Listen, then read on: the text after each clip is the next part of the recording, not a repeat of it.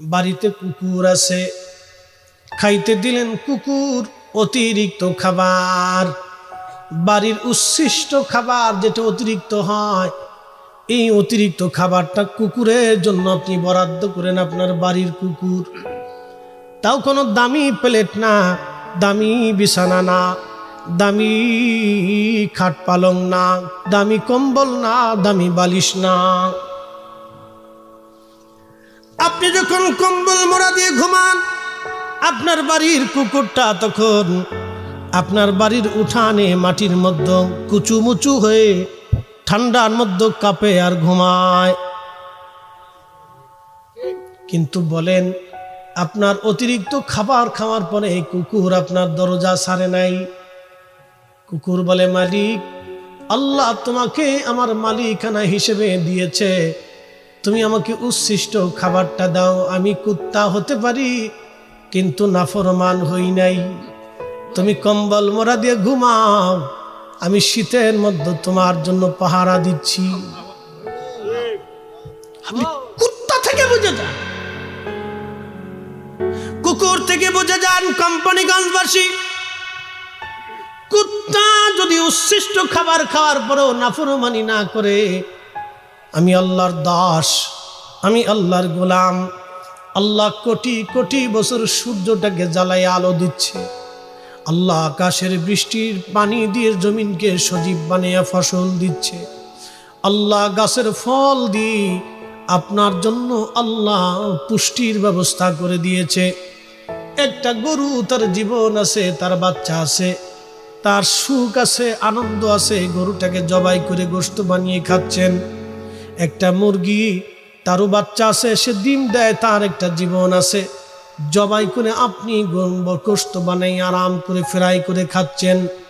আহা, আপনি কি মনে করেন আল্লাহ হিসাব ছাড়া আপনাকে ছেড়ে দিবে? আপনি কি মনে করেন আল্লাহ এত কিছু দেওয়ার পরে আপনাকে জিজ্ঞাসা করবে না? হা হা হা, অবশ্যই সেই দিন আমার মালিক আল্লাহ আপনাকে জিজ্ঞাসা করবে। কোম্পানিগঞ্জের মুসলমান, কথাগুলি ভালো করে শুনে যাবেন আপনি।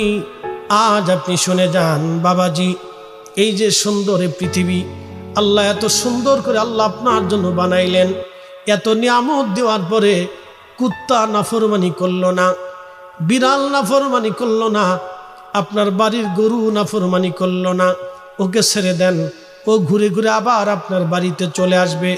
ছাগলটাকে ছেড়ে দেন, ঘুরে ঘুরে আবার আপনার বাড়িতে আসবে। আপনি হাঁসগুলি ছেড়ে দেন, ঘুরে ঘুরে আবার আপনার বাড়ি চলে আসে ফেরত। হাসে নাফরমানি করলো না, গরু নাফরমানি করলো না, দুধ আপনাকে দিল, বাচ্চা দিল, আপনার মুরগি ডিম দিল, নাফরমানি করলো না। আপনার বাড়ির মুরগি আপনার ঘরের মধ্যে ডিম দিচ্ছে, নাফরমানি করলো না। আপনার বাড়ির কুত্তা আপনার নাফরমানি করলো না। বাড়ির বিড়াল ইঁদুর মেরে মেরে তালা পোকা মেরে আপনার ঘর বাড়ি পরিষ্কার করলো, নাফরমানি করলো না। কিন্তু আপনি আল্লাহর দাস, আল্লাহ আপনাকে সেই মায়ের পেট থেকে শুরু করে অদ্যবধি পর্যন্ত দুনিয়ার আলো দিয়ে, খাবার দিয়ে, পুষ্টি দিয়ে, খাদ্য দিয়ে, রিজিক দিয়ে আল্লাহ আপনাকে সুন্দর করে বানাইলো। তারপরও আপনি মালিকের গোলামি করলেন না। তার মানে আমার আপনার মতো নাফরমান আর কেউ দুনিয়াতে হতে পারে না। কথা বলেন ঠিক কিনা? আমরা এত নাফরমানি করার পরও আল্লাহ একটা দিনের জন্য সূর্যের আলো বন্ধ করে দেন নাই, একটা রাতের জন্য আল্লাহ রাব্বুল আলামিন বাতাস বন্ধ করে দেন নাই, একটা মুহূর্তের জন্য আল্লাহ রাব্বুল আলামিন খাবার বন্ধ করে দেন নাই, একটা দিনের জন্য, সিজনের জন্য আল্লাহ বৃষ্টি বন্ধ করে দেন নাই। আল্লাহ রাব্বুল আলামিন এত কিছু দিয়ে দিয়ে আপনাকে আমাকে আল্লাহ পাক বানিয়ে রাখছেন, দিচ্ছেন।